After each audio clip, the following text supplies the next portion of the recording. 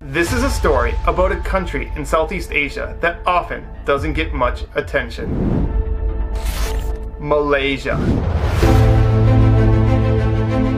In March, Malaysia was failing. Newspapers published articles about how Malaysia was struggling against COVID-19.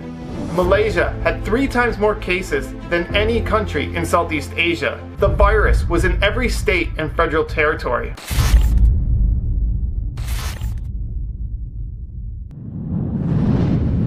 What makes the story even more sad is how the infection spread, not from Malaysians partying or being badly behaved. It spread from a religious gathering. Malaysians, being well-behaved citizens, had unknowingly spread COVID-19. But here is where the story gets interesting.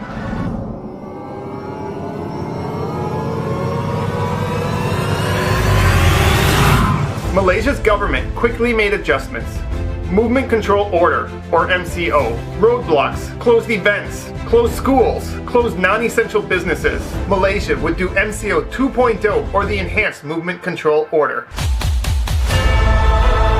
For anywhere where there were several cases, all businesses were closed. Roads all blocked. No one in or out. No one could leave their homes. But don't worry, food and medical care were provided. And Malaysia's case numbers? They started to drop.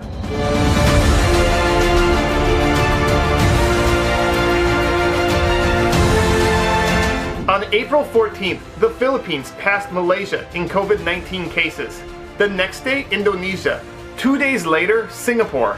Singapore is a much smaller country with a population 5 times smaller. Singapore now has 15 times the case rate of Malaysia. Malaysia is an example that we can all overcome this. How a country that had so many cases did the right stuff to stop the spread, and almost no media is talking about it. Even myself, I am guilty of this. I made a video of the top 15 countries fighting COVID-19, and Malaysia wasn't included. But luckily, one of my Malaysian followers pointed out Malaysia's story. Malaysia's COVID-19 numbers are good, but when you realize at one point they were 3 times worse than any country in Southeast Asia, and now they're one of the best, it's an incredible story that needs to be told. So I ask you to help me let the world know Malaysia's story.